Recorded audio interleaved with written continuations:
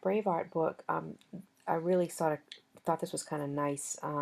They were talking about the curriculum as a product instead of process, when it really should be the process of getting to the product that we look at.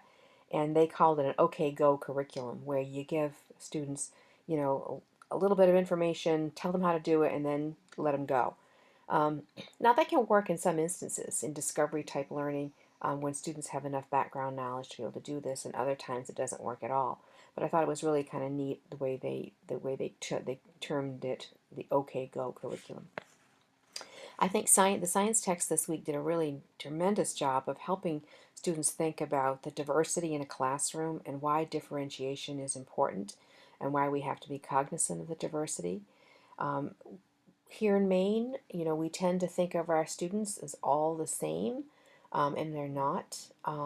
Granted, many parts of the state don't enjoy ethnic or racial diversity, but if we look closely at the demographics in our classrooms, we need to look at the cultural background, the home language, ethnicity, gender, disabilities, giftedness, and socioeconomic status. And I think for the state of Maine, that last one is key.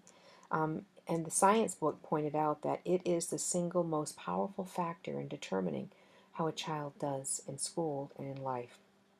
Very, very powerful. And in our state, and in the country in general, the divide between the haves and the have-nots is getting wider. So it's something we need to pay attention to as teachers. Um, Also in the science book, let me see, I have my notes here. They just had some really, really neat things here. There's one thing I wanted to point out. Um, that we have to be cognizant of other cultures and what they believe about science. We see science through a Western culture lens, but other cultures see it differently. And the authors of the text say there has to be room for understanding both, okay? We know that not all knowledge systems are created equal, and not all are sound, but we have to be able to understand, the other views of science as well.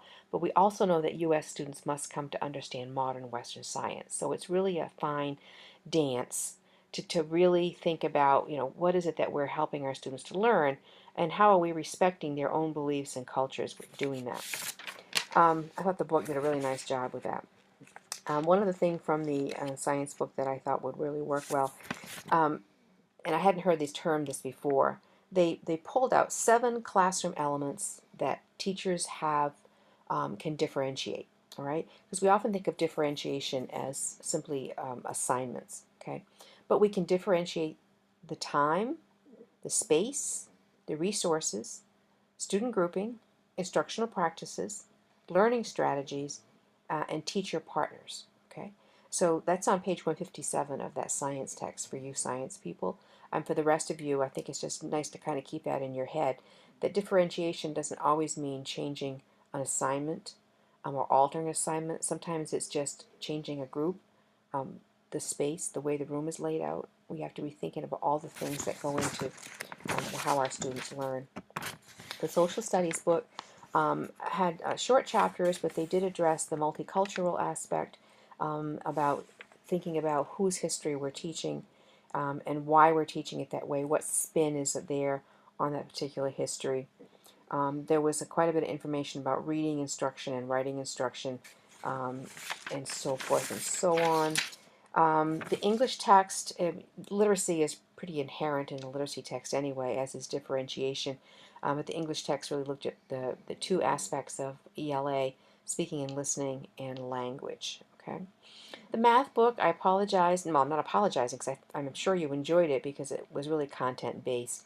But I think within those chapters, I read them pretty carefully, and I think within those chapters, though, it does help you think about how lessons can be constructed around those particular content areas and what those assignments might look like, okay, for students. So that's just a little highlight of the reading assignments for this week. What I really want to do is to talk about differentiation a bit and give you some resources. So I pulled this information from Tomlinson and Moon. Carol Tomlinson is the guru of differentiation. Any of her texts are worthwhile reading.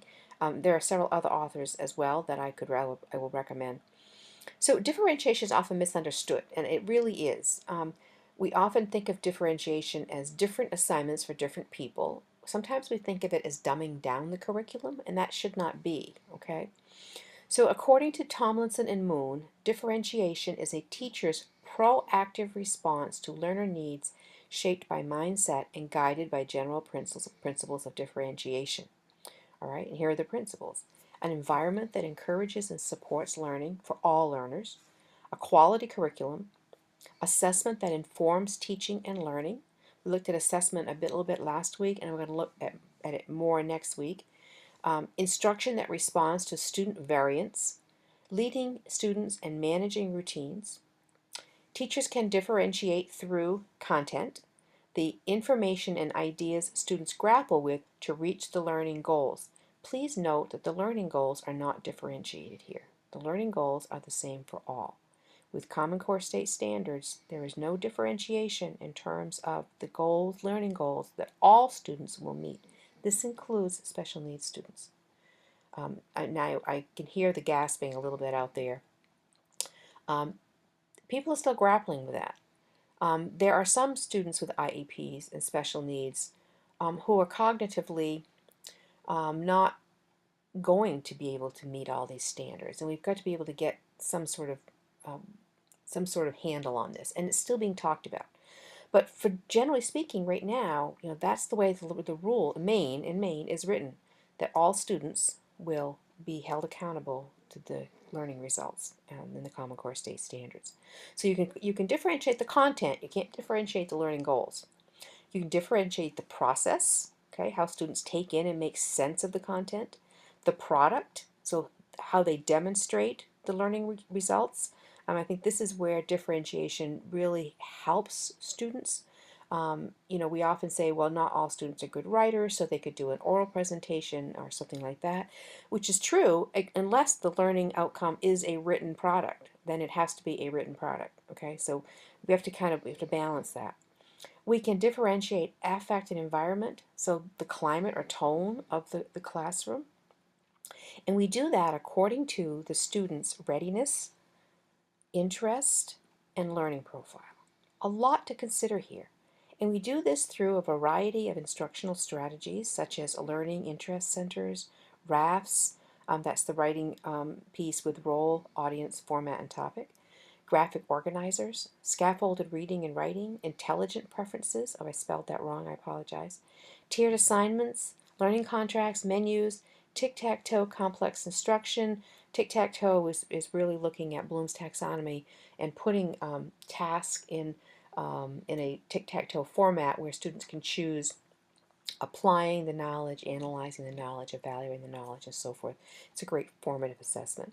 Independent projects, expression options, small group instruction, okay? And that's not inclusive. That's just some of the things that I've taken from this particular text of assessment and student success in a differentiated classroom. I've given you some resources here. Video on differentiated instruction by Rick Wormley. He also has a book out called Differentiation that's quite good. Also has another one called Fair is Not Always Equal. Here's a white paper by Nancy Fry on differentiating instruction in the high school classroom. Here's another article by Rick Wormley. And there's a PowerPoint on the challenges of differentiated instruction that I found. It's from a Canadian consortia, but it's quite good. And then the last one here is on tiered assignments, because that's what I'm going to ask you to do for your differentiated assignment this week. So I'll click on this and take you here. I'd like you to read this carefully, okay? The other resources talk about tiered assignments too, so you'll understand what it is. So what is a tiered assignment? Okay, so it's putting assignments into 3 or 4 different levels of work, from sophisticated, down to a more developmental, and you can tier by outcome, okay, what students will do, okay. So for example, here is a basic task after students have read and discussed Martin Luther King's I Have a Dream speech as part of a unit on social justice. The basic task would be to think about Dr. King's dream for social justice and then create a visual representation of his ideas. A more advanced task would be think about the United States today. What other dreams of social justice do you believe have surfaced in response to new ideas and concerns? So here we're asking to synthesize, all right? You can tier by process, okay? Here's another example. The question is, how do consumers make wise buying decisions based on relevant criteria? A basic task would be to choose a product and review consumer information, etc., etc. An advanced task would be to choose a product and interview at least 3 people who have bought it. Identify the criteria these people use in making the decision to buy. All right, so you get the point. And then also tiered by product, okay, which you produce. All right. So, and this looks at multiple intelligences. So, a bodily kinesthetic might be to do a meeting of the mind skip. Visual spatial might be by constructing a bulletin board, and so forth. And here's some information on deciding when and how to tier an assignment. Okay, and then guidelines. Okay. And here's this is about groups, so you can just kind of skip that one. That's just picking up the last of that here. No, I guess no. Wait a minute. No, I think you probably should look at this one. Yeah, go ahead and look at this as well. I think this will help you as well. Okay. In terms of what these assignments look like when students get them. All right. So I'm going to go back to Blackboard. So you want to read that particular chapter from Diane Hecott's book, as well as looking at the other pieces here. I'm also asking you to think about multiple intelligences because that really plays into how we might differentiate. So I want you to read the link on multiple intelligences here, and then take a multiple intelligence survey on your own. Those of you who have taken 250 have already done this, but do it again. You don't have to post that unless you want to share it in the discussion forum. I just want you to have the practice of doing it and understanding how, what your learning style is and how you might use the survey to better understand your students' learning style. Also want you to think about brain theory. Here's a slideshow on brain theory, and think about how that impacts student